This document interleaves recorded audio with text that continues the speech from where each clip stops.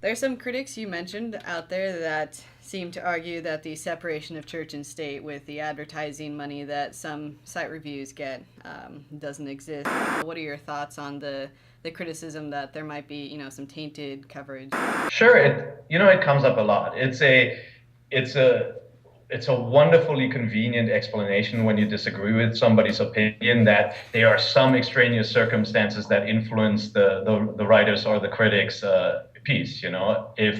If I love The Dark Knight Rises and you hate it, I'm like, well, maybe her tastes aren't that great. Or if or I may think maybe you're just a DC hater and a Marvel fan, right? There are all these theories that you can come up with to explain differences of opinion. And I think the popular internet one is, well, surely they must have gotten paid off, or what I actually think is a much more important factor is that the coverage is tainted by relations between the journalists and the publisher.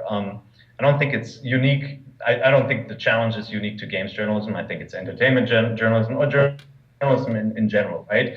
If a source in any beat gives you information, are you as a journalist more likely to go soft on that source or protect that source, or write the story in a certain way to not to not reflect badly on the source? I think that's a challenge that journalists deal with in every beat. And I mean, that's why you want to hire experienced reporters and folks who have been doing this for a while. And you also want to have a great copy flow and a great check-in process to make sure that your copy is clean. As for the paid off challenge, it's really, really silly. We have a sales department that works completely autonomously, and I've got to think that's the setup at every major media company. If there was any crossover between the two, one of the 40 journalists writing on the beat would be pretty upset and go public with that information. And in my time covering games, I've seen this happen once, and it worked out. Like, the story got out, and everybody knew that there was something fishy going on. But yeah, and then as for kind of flow, right? An ad is booked way in advance of editorial content generation, but an editor finds out about the sponsor or the advertiser the moment it hits the site, right? Like, we have campaigns going up for games that appear when the review is already written, and the editor for the first time sees the site, the ad live on the site as the audience sees it for the first time. So, and that's the right process, and we'll keep on going down that road.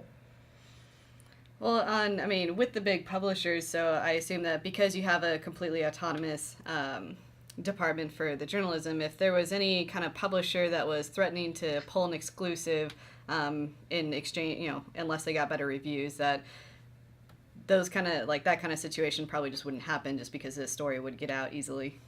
Yeah, but I think actually that's the much bigger risk than any sort of crossover taint between sales and editorial, right?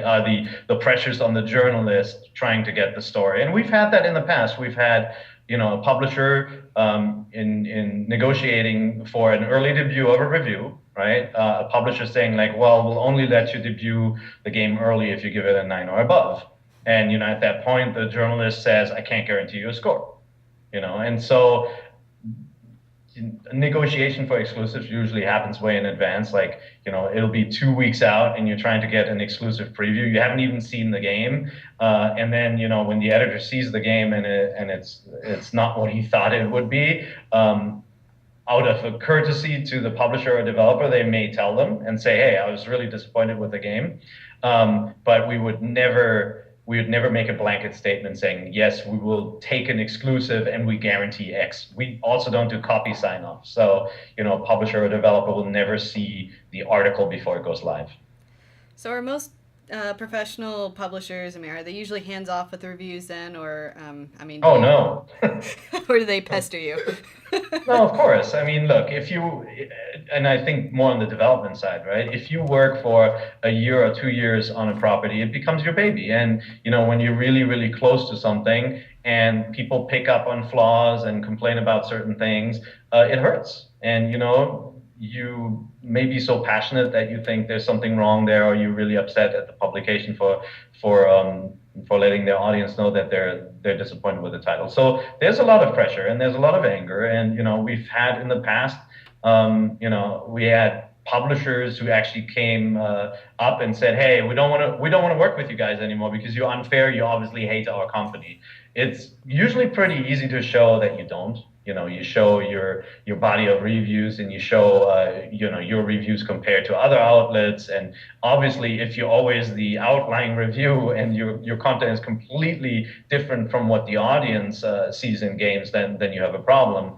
But we've never had a problem showing a publisher that we're fair.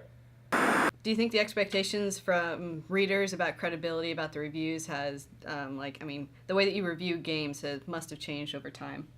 Yeah, certainly. I think readers ask for much more disclosure, and conspiracy theories about what goes on in game reviews circles are always out there, and so we do our best to kind of open the doors and show people how it's done, and how we separate church and state at IGN. We have an editorial department, we have a completely separate sales department, all that.